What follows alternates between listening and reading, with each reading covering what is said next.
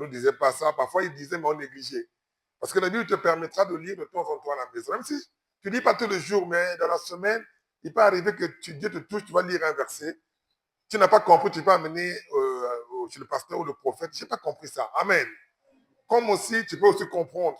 Dieu peut te faire comprendre. Parce que la vraie école, c'est celle de Dieu. Tu veux croiser un problème, tu lis un verset, tu dis, ah, mais ce que j'ai comme problème, apparemment, c'est à peu près, c'était écrit ici aussi. Et c'est une façon de t'enseigner. Mais toi, tu ne lis pas la Bible. Comment tu vas comprendre? Amen. Donc, si tu peux faire un effort d'avoir la Bible, pas le Nouveau Testament, le petit là, non, je parle de la Bible, les deux, l'Ancien et le Nouveau dedans. Parce que les deux, l'Ancien, le Nouveau, c'est la suite de l'Ancien. C'est l'accomplissement de l'Ancien. Mais dans l'Ancien, il y a des choses qui sont importantes là-bas que nous enseignons. Amen, hein? Donc, si tu lis seulement le Nouveau, tu ne vas pas trop comprendre. Tu comprendras seulement la partie de Jésus jusqu'à la fin. Mais il faut lire aussi l'Ancien parce que Dieu est le même hier, aujourd'hui et éternellement. Alléluia. Nous allons lire donc dans le livre d'Exode, chapitre 20, verset 20. Lire la parole du Seigneur dans Exode 20, verset 20. Amen, amen, amen. Moïse dit au peuple, ne vous effrayez pas, car c'est pour vous mettre à l'épreuve que Dieu est venu. Et c'est pour que vous ayez sa crainte devant les yeux, afin que vous ne péchiez point. Est-ce qu'on peut acclamer notre Seigneur? Est-ce que vous asseoir? On acclame notre Seigneur. On dit Zayaï, donc la terre là où nous sommes. Kenzo et Tontolo. Il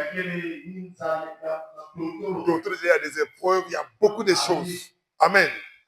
Il dit Mundila Munakwendila. Donc il y a beaucoup de bâtons dans les roues. Alléluia.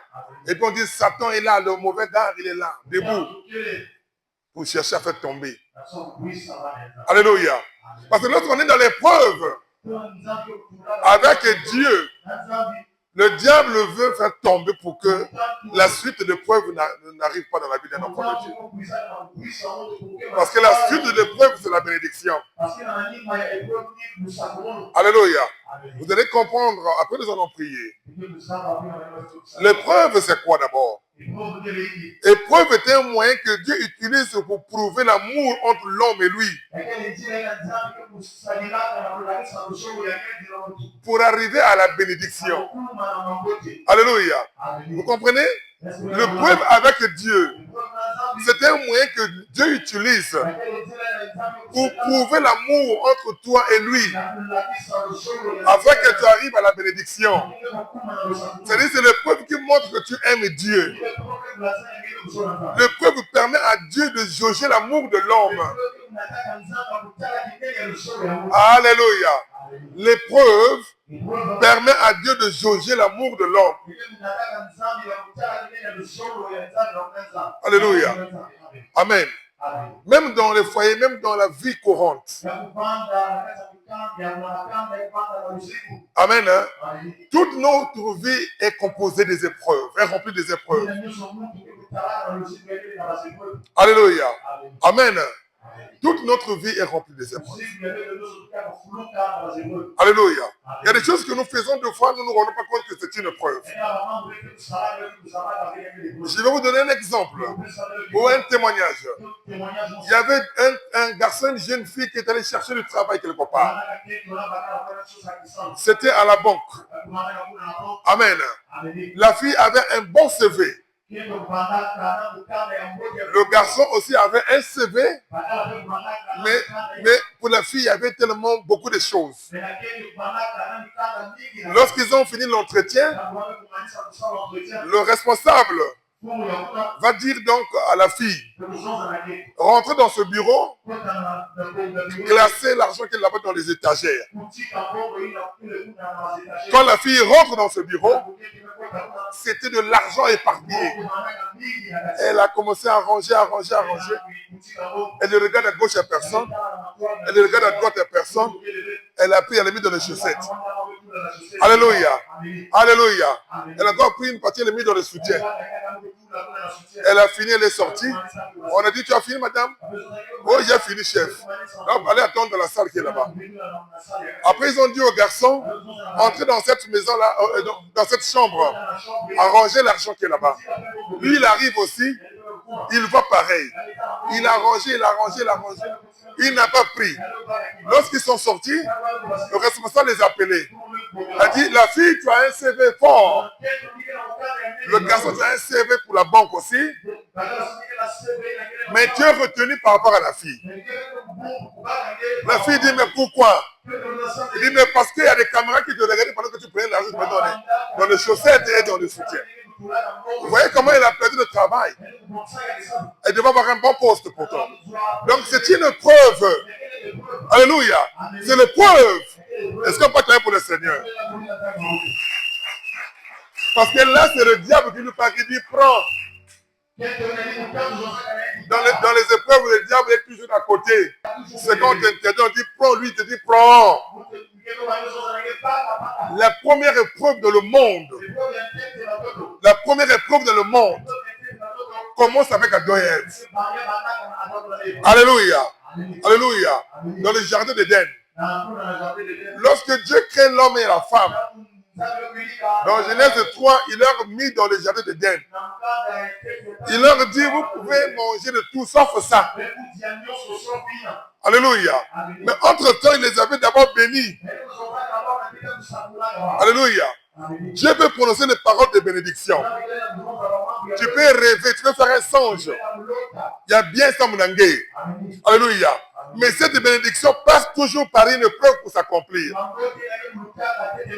Vous devez retenir que la bénédiction de Dieu passe toujours par les preuves avant de s'accomplir. De manière générale, toutes les bénédictions passent toujours par les épreuves avant de s'accomplir. Si l'homme réussit à cette épreuve-là, la bénédiction s'accomplit. Alléluia. Adam et Ève n'ont pas réussi à l'épreuve. Voilà pourquoi la bénédiction ne s'est pas accomplie leur vie. Parce que Dieu avait dit dans Genèse 1, verset 28 à 30, il dit, remplissez la terre, multipliez, dominez, vous n'allez rien produire. Vous devez te nourrir de tout ce que Dieu avait créé. Mais lorsqu'ils ont mangé, ils ont désobéi à Dieu, dans Genèse 3, 16, 19, Dieu va les maudire. Alléluia. Alléluia. Dans Genèse 3, nous allons lire d'abord dans Genèse 3, verset 16. Genèse 3, verset 16 à 19. Ici, la Bible dit ceci. Il dit à la femme, j'augmenterai la souffrance de tes grossesses. Dans verset 18, il dit, il te produira des épines, des ronces, et tu mangeras l'herbe des champs. Dans 19, il dit, c'est à la sueur de ton front que tu mangeras, de ton visage que tu mangeras. Vous voyez, il donne la bénédiction. Pourtant, au départ, il avait dit, ça y est, fécond, manger de tout. Alléluia. Mais lorsqu'il leur dit ne mangez pas ça, Dieu le met à l'épreuve. Il dit, si vous mangez ça, vous allez mourir. Mais ils ont mangé ça, ils ne sont pas aussi morts. Alléluia. Dieu voulait voir. Alléluia. Si vraiment il avait l'amour d'obéir qu'à Dieu. Parce que lorsqu'on est dans l'épreuve avec Dieu, on n'obéit qu'à Dieu, pas à autre chose. Alléluia. On n'obéit qu'à Dieu. Parce que l'obéissance à Dieu prouve l'amour de Dieu. Alléluia. Il avait pourtant dit, soyez féconds, multipliez, remplissez la terre, soyez riches. Tout ça, c'est pour vous manger. Mais pourquoi il a encore changé pour dire que non, maintenant il y aura des épines sur la terre, c'est à la sueur de ton front que tu vas manger. Au départ, il n'avait pas dit que la femme devait accoucher dans les douleurs. Mais c'est suite à ce qui s'est passé, voilà pourquoi il a dit ça. Alléluia. C'est parce qu'ils avaient raté l'épreuve. Parce qu'ils avaient fait échec à l'épreuve que Dieu les avait. L'épreuve est une marche chrétienne qui prouve l'amour de Dieu. Amen. L'épreuve est une marche chrétienne qui prouve l'amour de Dieu. Alléluia. On va lire dans Genèse 15, verset 1 à 6. Dans Genèse 15, verset 1 à 6, Dieu va faire la promesse à Abraham. Il va dire à Abraham, alléluia. Voilà, il le sort même dans la... On va lire ça tout à l'heure, on va lire, amen. Amen. Genèse 15, verset 1 à 6. Je vais lire. Après ces événements, la parole de l'Éternel fut adressée à Abraham dans une vision. Et il dit à Abraham, ne crains point, je suis ton bouclier, et ta récompense sera grande. Abraham répondit, Seigneur éternel, que me donneras-tu? Je m'en vais sans enfant. Et l'héritier de ma maison, c'est Élézer de Damas. C'était son serviteur. Alléluia. Donc, multiplié, je rendrai ton nom grand, je remplirai la terre à cause de toi. Par toi, la terre sera remplie. Mais lui, il est stérile, sa femme aussi stérile, il ne le met pas au monde. C'est là où il dit à Dieu dans Genèse 15, verset 13, verset 3, il lui dit, mais moi je vais donner quoi? Dans ma maison là, il y a Élézer. Élézer là, c'est mon serviteur, donc c'est lui qui va remplir. Dans verset 4, la Bible dit, alors la parole de l'Éternel lui fut adressée ainsi. Ce n'est pas lui qui sera ton héritier, mais c'est celui qui sortira de tes entrailles qui sera ton héritier. Et après l'avoir conduit dehors, il dit, regarde vers le ciel et compte les étoiles, si tu peux les compter. Et il lui dit, telle sera ta postérité. Alléluia. Il dit, regarde, ça sera comme ça. Mais là, il n'a pas encore d'enfant. Alléluia. Amen. Alléluia. Et lorsqu'il vient aussi mettre au monde l'enfant là, dans Genèse 22, verset 2, sachant qu'il n'a qu'un seul enfant, c'est celui qui va reproduire la terre. C'est à partir de lui que la terre sera remplie aussi. C'est le peuple que Dieu a choisi sera rempli.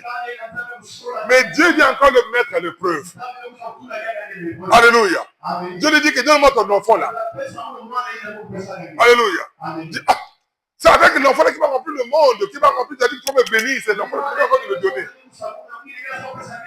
Alléluia. Vous voyez l'épreuve là, comment elle s'est grande? Mais il n'a pas hésité. Il est parti. Il a écouté la voix de Dieu.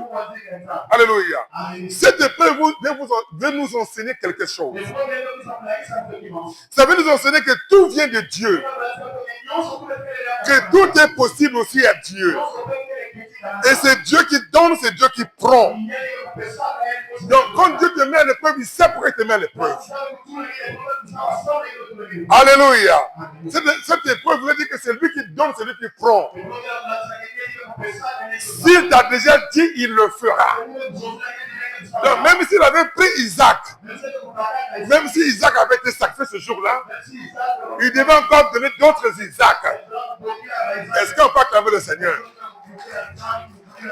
Est-ce que vous comprenez ça? Si ce jour-là, il avait permis qu'Abraham donne son enfant, si l'enfant aussi avait été donné, il y aurait d'autres Isaac parce qu'il est Dieu. Mais comme Dieu, quand il fait, met quelqu'un à l'épreuve, alléluia, alléluia, l'épreuve de Dieu n'a pas besoin du sang humain. C'est l'épreuve du diable qui a besoin du sang humain.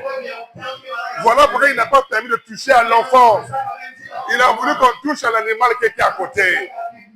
Est-ce qu'on peut acclamer pour notre Seigneur Jésus de Nazareth? Alléluia. L'épreuve est une étape de la vie d'un chrétien qui le pousse à faire la volonté de Dieu. Alléluia. Un véritable chrétien doit savoir que sa bénédiction dépend de l'épreuve.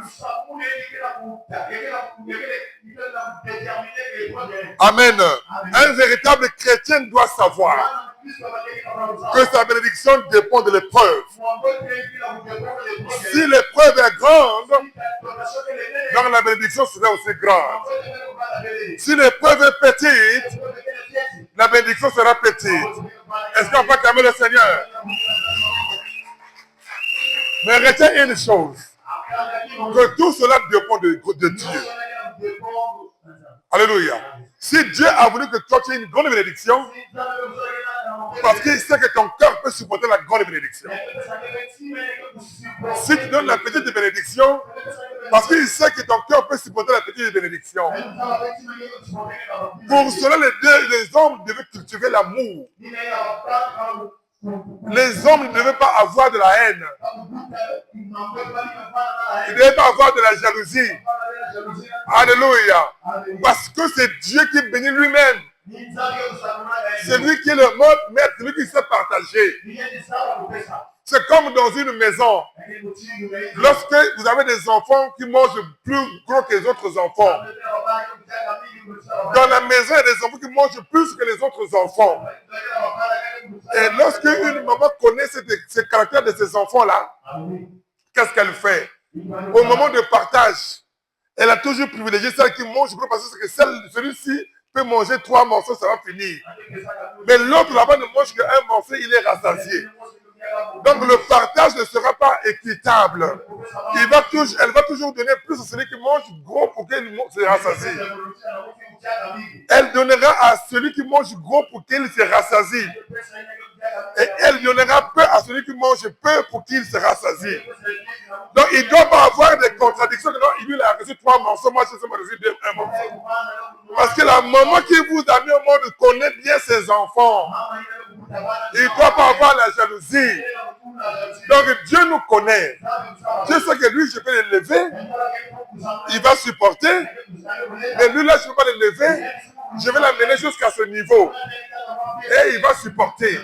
Voilà pourquoi je dis, il ne devait pas avoir de la haine. Il ne devait pas avoir de la jalousie. Parce que c'est Dieu qui nous conduit. Est-ce qu'on peut acclamer le Seigneur? Alléluia. Alléluia. Je vais vous raconter une histoire. Il y avait un homme dans un couple. Cette dame-là ne faisait que se plaindre pour son mari. Mais nous, on n'a pas d'argent. Nous, on souffre. On arrive à manger. C'est bien. Mais nous ne sommes pas comme les autres. Nous ne sommes pas comme les autres. Le monsieur lui dit, oui, les autres font des sacrifices. Moi, je ne peux pas faire ça. J'attends de Dieu.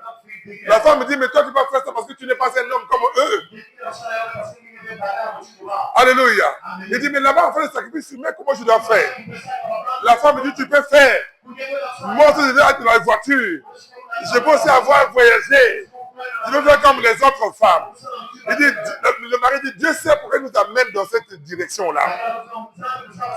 La femme me dit, non, je ne suis pas d'accord. Alléluia. Le monsieur dit, donc tu vas supporter ce que tu pourrais faire. Il dit, si c'est pour le bien de la maison, je vais supporter.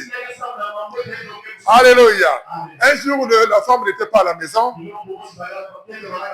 Le mari va donc chercher, va acheter un mouton. Il va tuer le mouton là. Il va creuser dans sa parcelle. Il va enterrer le mouton dans la parcelle. Il va prendre le sang, il va mettre son corps sur les habits. Alléluia. Il vient voir donc sa femme. La femme, quand elle rentre, il dit, ah, mais tu as le sang, pourquoi?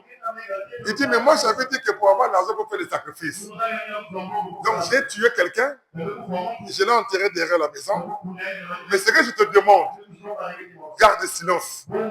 Parce que nous voulons être riches. La femme dit, hey, je ne peux pas accepter des choses comme ça. Alléluia. Tu vas tuer quelqu'un. Ah non, non, non, non, non, non. Ah non, non, non, non, non, non. Alléluia. Elle a crié. Elle te l'a payé le voisin. Moi, je ne vais pas faire la prison. Mon mari a tué quelqu'un. Alléluia. C'est où tu as mis la personne là-haut? Mon mari m'a dit que non, elle est enterrée là-bas. Les gens du village sont arrivés. Quand ils ont creusé, ils ont constaté que c'était seulement un mouton.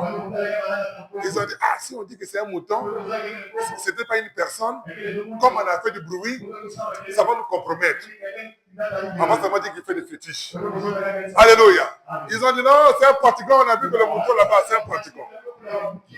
Quand la femme revient à la maison, le monsieur lui dit, tu n'as pas supporté. Quand j'ai fait les sacrifices, j'ai fait ça, tu n'as pas supporté. À plus forte raison, si c'était un homme que j'avais tué. C'est pour dire que nous devons nous contenter de ce que nous avons. Il y a des femmes qui accompagnent les hommes par rapport au niveau que Dieu veut. Alléluia. Ta femme qui est avec toi, le mari qui est avec toi, si tu supportes ce qu'il est, ça veut dire que Dieu a voulu que tu vis avec ce mari-là. Parce qu'il y a des femmes qui supportent des choses que toi tu ne peux pas supporter. Mais il ne faut pas les envier parce que c'est comme ça qu'elles ont été créées. Alléluia.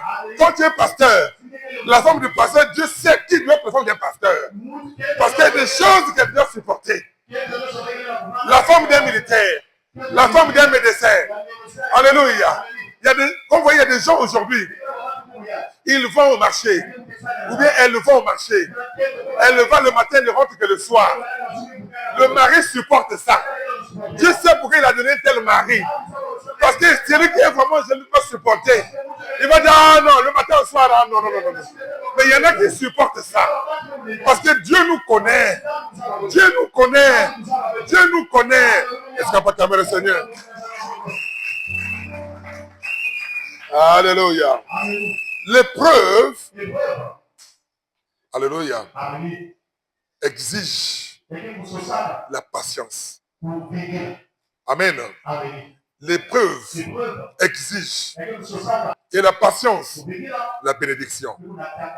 On va lire Romains 5, verset 3-4. Bien plus que nous sommes fiers même dans nos détresses, sachant que la détresse produit la persévérance. La persévérance, la victoire dans l'épreuve, et la victoire dans l'épreuve, l'espérance. Alléluia. Tout est clair dans ce verset. Alléluia. L'épreuve exige la patience et la persévérance. Dis à ton frère et à ta soeur qui est à côté de toi que l'épreuve est la patience. Alléluia. Amen. Dieu dit ça, que l'épreuve exige la patience. Et la patience, c'est la bénédiction. Alléluia. Si tu vas trop vite, tu peux aller croiser des choses qui ne sont pas bonnes. Dieu met l'homme à l'épreuve pour voir son cœur. Alléluia. Retenez ceci. Celui qui est béni de Dieu passe toujours par une épreuve. Et cette épreuve entraîne la crainte de Dieu. Pourquoi Dieu fait passer l'homme à l'épreuve? C'est pour l'amener vraiment à le craindre. Voilà pourquoi dans Exode 20 que je viens de lire tout à l'heure, Moïse dit au peuple, ne vous effrayez pas, car c'est pour vous mettre à l'épreuve que Dieu est venu. Et c'est pour que vous ayez sa crainte. Celui qui a été mis à l'épreuve, l'épreuve de Dieu, lorsqu'il est béni, il a toujours la peur de Dieu. Il se dit, ça peut fuir, il faut que je continue à garder ma peur. Alléluia. Alléluia. Parce que l'épreuve n'est pas facile. Mais le Saint-Esprit est là pour nous consoler, pour nous aider. Alléluia. Jésus lui-même a été aidé à la croix pendant sa marche. Dans sa marche, Jésus a été aidé. Pour aller à la montagne de Golgotha, Jésus a été aidé. Dans Matthieu 27, verset 32, la Bible dit qu'il y a un sirène qui est arrivé pour aider Jésus. On a pris la croix de Dieu, on l'a donnée à sirène pour l'aider, à Simon. Donc on a toujours besoin d'une aide pendant. Il y a épreuve. Et cette personne-là, c'est le Saint-Esprit. Alléluia. Alléluia. Cette personne-là, c'est le Saint-Esprit. Donc tu dois toujours être rempli de cet esprit. Bien que c'est difficile, mais le Saint-Esprit est là pour nous consoler. Est-ce qu'il n'y a pas acclamé pour notre Seigneur? Amen. Matthieu 27. Je vais lire. Matthieu 27, verset 32.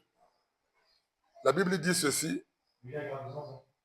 Lorsqu'ils sortirent, ils rencontrèrent un homme de Cyrène, appelé Simon. Ils le forcèrent à porter la croix de Jésus. Amen. Il a été aidé le Seigneur dans sa marche jusqu'à sa victoire, pendant l'épreuve. Toi aussi, tu es aidé par le Saint-Esprit. Tu n'as pas besoin d'un homme d'abord. Tu n'as pas besoin d'une femme d'abord. Mais tu as besoin du Saint-Esprit. Mais si l'homme vient auprès de toi, une femme vient auprès de toi, ils doivent être remplis du Saint-Esprit pour que l'aide là soit vraiment une bonne aide. Parce que s'ils ne sont pas remplis du Saint-Esprit, ils vont même te combattre. Alléluia. Est-ce qu'on peut calmer notre Seigneur? Amen. C'est la bénédiction qui vient de l'épreuve avec Dieu qu'un enfant de Dieu recherche. Je dis bien, c'est la bénédiction qui vient avec de l'épreuve avec Dieu qu'un enfant de Dieu espère. Comme je dis, celui qui est béni passe toujours par l'épreuve. Celui qui est béni de Dieu passe toujours par l'épreuve. C'est cette épreuve-là qui l'amène à craindre Dieu. C'est la différence avec ceux qui sont bénis avec le diable. Alléluia. Alléluia. Celui qui est béni avec le diable n'a pas la crainte de Dieu. Retenez ça très bien. Pour différencier les bénédictions. Celui qui est béni par le diable. La Bible dit que c'est la bénédiction de l'Éternel qui est enrichi et ne la fait suivre d'aucun chagrin. Alléluia. Amen. Ça veut dire qu'il y a une autre bénédiction qui est là, qui a du chagrin. Quand tu es béni de Dieu, on passe d'abord par l'épreuve pour que tu sois béni. L'épreuve là fortifie ta foi et amène la crainte de Dieu dans ta vie. Celui qui est béni du diable n'a pas peur de Dieu. Parce que c'est pas Dieu qui l'a béni. Alléluia. Alléluia. Est-ce qu'on peut calmer notre Seigneur? Alléluia. Amen. C'est ça la différence. Si tu vas voir quelqu'un, la personne te donne de l'argent, chaque fois te donne beaucoup d'argent. Tu auras peur de la personne là parce que c'est elle qui fait comme ta vie. Mais celle qui est à côté, si elle a un ami, tu n'auras pas peur de cet ami-là parce que c'est d'abord la personne là qui me donne. Moi, c'est d'abord Alléluia. On a peur de celui qui te fait du bien. Celui dont ta vie dépend de lui. Ta prospérité dépend de lui. Alléluia. Quand vous voyez quelqu'un qui est béni, qui n'a pas peur de Dieu, ça veut dire qu'il n'a pas été béni de Dieu l'Éternel. Alléluia. Parce que l'épreuve avec le diable détruit. L'épreuve avec le diable tue. Ça sépare les familles. Ça tue non seulement ta propre vie, mais celle de ta famille. Alléluia. Amen. Mais l'épreuve avec Dieu ne tue pas. Ça disqualifie seulement quelqu'un. Alléluia. Ça disqualifie quelqu'un. Adam et Ève, quand ils ont raté, ils ne sont pas morts. Mais ils ont été disqualifiés. Alléluia. Que le Seigneur nous aide à ne pas être disqualifiés. Que le Seigneur nous aide à ne pas être disqualifiés. Est-ce que tu comprends ça? Est-ce que tu comprends ça? Non, probablement tu ne comprends pas. Amen. Je dis bien, c'est l'épreuve avec le diable qui tue, qui détruit. Vous voyez, il y a des gens, des fois, on lui dit, sors avec tel cadavre. Il n'arrive pas, il dit, je ne peux pas. Aussitôt, il y a la folie. Alléluia. Il y a des gens qui disent, sors avec ta fille. Il dit, papa, mon fille, ah non, je ne peux pas. Aussitôt, c'est la folie. Ou bien, il essaie, ça n'a pas marché. Aussitôt, c'est la folie. Il est détruit toute sa vie. Parfois, il dit, ah ça, non, je ne peux pas faire. Mais comme il connaît déjà le secret, il doit être tué. C'est à cause de l'épreuve là qu'il est tué. Voilà pourquoi je dis c'est l'épreuve avec le diable qui tue, qui détruit. Alléluia. Il a dit, il faut sacrifier. Il sacrifie quelqu'un de la famille. Il a réussi parce qu'il a reçu l'épreuve là. Mais ça mène la séparation dans la famille. Alléluia. Amen. Amen. Comme aussi, il peut tenter de faire à quelqu'un, mais la personne a pris beaucoup, ça ne marche pas. La personne de la vision, Dieu lui dit que non, c'est lui qui fait te sacrifier. Elle va fuir de cette personne. Donc ça va mettre la séparation. Mais celle de Dieu ne sépare pas. Ça te disqualifie seulement de la bénédiction. Amen. Amen. Alléluia. Que Dieu nous aide à remporter la victoire. Parce que l'épreuve n'est pas facile. Alléluia. Parce que pendant l'épreuve, les gens parlent. Les gens critiquent. Alléluia. Les gens parlent. Les gens critiquent. Amen. Les gens se moquent de toi. Alléluia. Mais l'enfant de Dieu, sois ferme. Sois ferme. La victoire est certaine. Amen. Alléluia. Dans Matthieu 27, toujours dans cette parole, à partir du 30e verset, la Bible dit, il crachait contre lui. Il prenait le rosseau et frappait sur sa tête. Après s'être ainsi moqué de lui, ils lui ôtèrent le manteau et lui remirent ses vêtements et l'amenèrent pour le crucifier. Vous voyez, pendant son épreuve, il a reçu des mots de moquerie. On va dire que yo, semble que on peut tout là. Voilà, ton salat. Travaille, on va voir si tu pries, non? Alléluia. Toi, tu pries, sois guéri, non? Si tu pries, ton Dieu te guérit, non? Alléluia. Toi, tu pries, non? Mais fais ça, non? Alléluia. Mais voyage, non? Si tu pries, il y a des moqueries. Alléluia. Il y a des critiques. Il y a beaucoup de choses. Jésus aussi a vécu ça. Mais laisse-moi te dire que la victoire est certaine. Malgré ces choses, est toujours certaine. La victoire est toujours certaine. Avec Dieu, la victoire est toujours certaine. Enfant de Dieu, supporte l'épreuve. La bénédiction arrive. Quel que soit le temps, Dieu est au contrôle. Quel que soit le temps, Dieu est au contrôle. Alléluia. Est-ce qu'on peut acclamer pour notre Seigneur? Alléluia. Ne cherche pas parfois à savoir dans les épreuves. Alléluia. On veut dire Dieu m'a abandonné. Ah, tu commences à te lamenter. Dans les épreuves, l'homme crie. Nous crions, nous nous lamentons, nous pleurons. Alléluia. Il y a des tentations. Il y a des choses. Je veux te dire aujourd'hui, parfois, ne cherche pas trop à savoir. Laisse Dieu te conduire. Alléluia. Alléluia. Parce qu'il y a des choses comme si Dieu te montre ça. Amen. Ça peut dérouter même ton destin. Ça peut changer ta destinée même. Voilà pourquoi Dieu ne montre pas tout. Même quand on pleure, on se la montre dans les épreuves. Dieu ne nous montre pas tout. Laisse-toi seulement conduire par lui jusqu'à la victoire. Parce que si Dieu te montre certaines choses, tu peux faire le contraire de ces choses qu'il te montre. Alléluia. Amen. Dieu peut te montrer des choses. Tu peux faire le contraire de ce que Dieu t'a montré. Je vais vous donner un exemple. Tu es en train de prier pour un mariage. Seigneur, donne-moi un mariage. Donne-moi un mariage. Tu es dans la lèvre de lamentation. Tu pleures. Dieu te fait passer une épreuve. Tu ne comprends pas. Tu dis, je vais voir.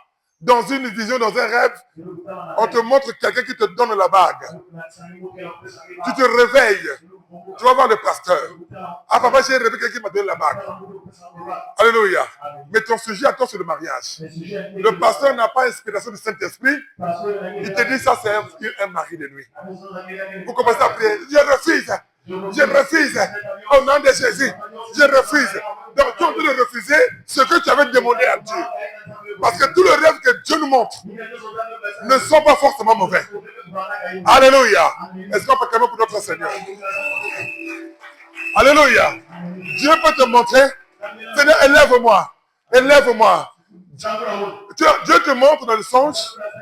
Tu es assis en train de manger avec des responsables. Tu vas voir quelqu'un. Ah, j'ai fait un rêve, je mange avec lui. Alléluia. Alors que Dieu te montre qu'il va t'élever. Donc voilà pourquoi Dieu ne montre pas tout. Parce qu'il sait que s'il te montre tout, ta prière peut empêcher beaucoup de choses. Est-ce qu'on peut clamer pour notre Seigneur? Est-ce qu'on peut clamer pour notre Seigneur? Alléluia. Donc pendant l'épreuve, laisse-toi conduire par Dieu. Dieu va t'amener toujours à la victoire. Si tu crois, Dieu t'amènera toujours à la victoire.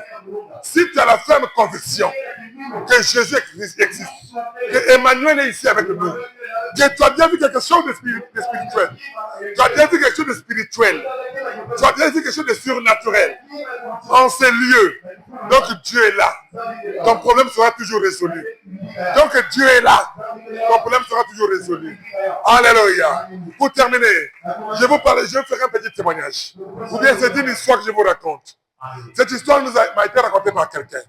Et j'ai dit, je vais raconter ça à l'église. C'est très important. Alléluia. Quand il dit Dieu ne montre pas tout, il ne demande pas trop aussi à Dieu. Justement, Dieu, connais-moi selon ta volonté. Jusqu'à la victoire. Alléluia. Amen. Alléluia. Il y a quelqu'un qui me disait, vous savez, la Bible, vous savez tous que Salomon était le plus sage. Dans la Bible, il est dit que Salomon est plus sage. Il n'y a pas quelqu'un dans le monde qui a dépassé Salomon, qui dépasse Salomon. Alléluia. Il n'y en a point. Il n'y en a point. Mais dans la Bible, on n'a pas trop montré les œuvres de sagesse de Salomon. Dans la Bible, il n'y a pas trop d'explications. Salomon a fait ça, ça veut dire ça. En dehors des cantiques qu'il a et la lamentation, sinon, dans la Bible, il n'y a pas trop d'exemples qui prouvent sa sagesse. Mais il était très sage. Le seul exemple que je peux prendre de la Bible, c'est lorsque deux mamans se battaient pour un enfant. Alléluia.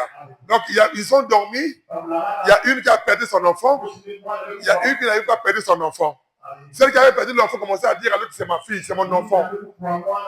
Ils se disputaient pour l'enfant. Ils sont partis chez Salomon. Lui, il a dit, c'est ma fille, mon enfant. Celle qui propriétaire à l'enfant dit, c'est mon enfant. Il dit, roi, son enfant, elle est décédée, mort. Ça, c'est lui, c'est mon enfant. Salomon les regarde. Et Salomon dit, bon, comme c'est ainsi, on va couper l'enfant là au milieu. On va vous donner une partie. Celle qui savait que ce n'était pas son enfant dit, oui. Coupe. Parce qu'elle sait que ce n'est plus son enfant. Donc sa sagesse, Salomon a dit, l'enfant n'est pas le tien.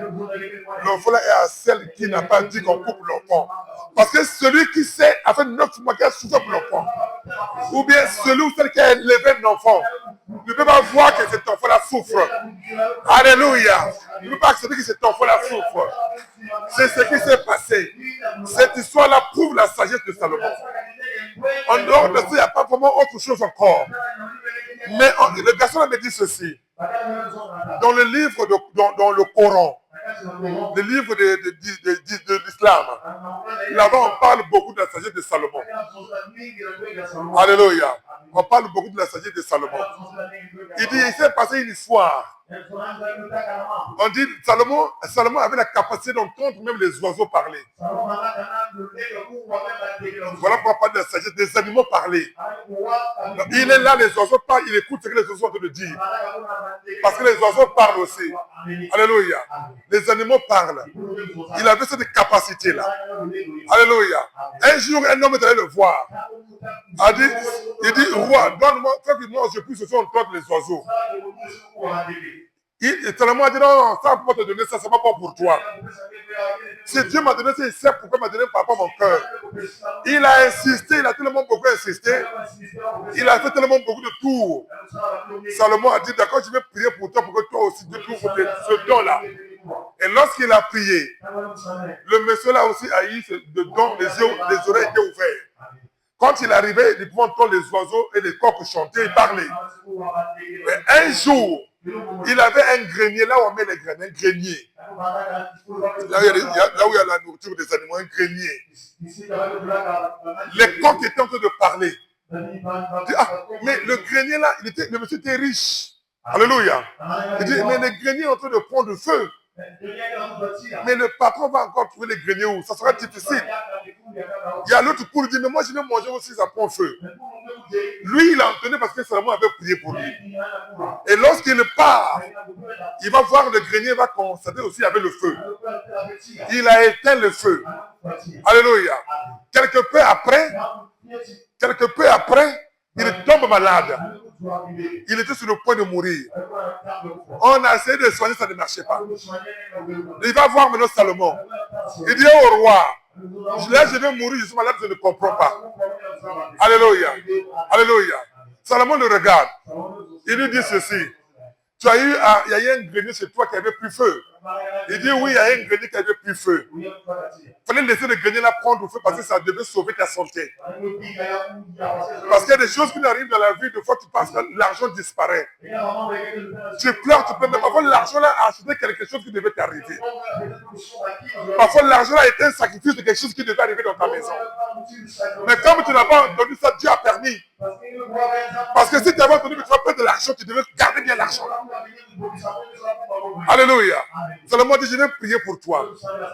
Mais parce que j'avais prié pour toi pour que les oreilles s'ouvrent. Si tu n'avais pas écouté les coqs, le grenier devait être en feu et toi tu ne serais pas malade. Mais comme tu avais écouté les coqs, voilà pourquoi tu allais éteindre le feu et voilà ça a remplacé le feu là par ta vie. Et si vous comprenez, voilà maintenant tout Dieu ne donne pas. C'est pas mauvais, c'est pour notre bien. Parce qu'il a voulu changer sa destinée à cause d'entendre les coqs parler. Est-ce que vous comprenez cette histoire-là? Alléluia. Est-ce que vous comprenez cette histoire-là? Salomon avait prié pour lui, mais il n'était plus devenu riche parce que le grenier était déjà en feu. Il fallait que le grenier était sauvé. Alors il fallait que le grenier soit en feu pour que lui prenne un autre élan. Mais comme il a entendu, même si c'était une prophétie, vous aimez beaucoup les Bimbikoudi. Même si c'était une prophétie, certaines paroles de Bimbikoudi ne sont parfois pas bonnes à écouter. On peut te dire quelque chose qui peut te séparer de la famille. Alléluia. Il y a des choses, des fois, tu n'as besoin que de la prière pour qu'il y ait la solution. Tu n'as pas besoin qu'on te dise quelque chose. Alléluia. Alléluia. Il y a des gens, parfois, quelque chose qui disparaît de la maison. Il arrive, on dit, il va voir un pratiquant ou bien, c'est pas qui, un visionnaire. J'ai perdu de l'argent chez moi. Celui qui sache, il regarde son cœur. Voilà pourquoi on regarde toujours le cœur. On sait que son cœur, il peut aller tuer. On dit, nous allons prier pour que Bongi ne foute pas. Et on prie, l'argent revient. Mais on ne lui dit pas qui a pris. Parce qu'il y a des gens qui disent que c'est ton fils qui a pris. Il prend le couteau, il va dire tuer le fils. Il commet un assassinat. En ce moment, il fait la prison. Donc, tout n'est pas bon à dire. Voilà pourquoi Dieu, dans sa marche avec nous, il ne dit pas tout. Il y a des choses qu'il cache pour éviter que tu changes ta destinée. Mais retiens seulement aujourd'hui que la victoire sans épreuve n'existe pas. Mais nous avons la victoire dans nos épreuves avec Dieu. Quelle que soit tes lamentations, quel que soit ton problème, même si les gens critiquent, même si les gens parlent, nous avons quelqu'un qui nous aide, qui nous console, qui s'appelle Esprit Saint. C'est le Saint-Esprit. C'est lui qui nous aidera. Ce que tu vis là, c'est une preuve. Mets ta foi seulement en Dieu et tu seras guéri et tu seras sauvé. Parce que la vie et la mort, c'est Dieu qui est le patron. Celui qui donne la vie, celui qui donne la mort. C'est lui qui bénit, c'est lui qui maudit. Alléluia. C'est lui le maître. C'est lui notre maître. Tu te confies à lui, laisse-lui te bénir. Persévère dans l'épreuve. Supporte l'épreuve. Le Saint-Esprit est là pour nous aider, pour nous garder, pour nous consoler, pour marcher avec nous, pour nous aider. Parce que Dieu sait que sans lui, on ne peut rien faire.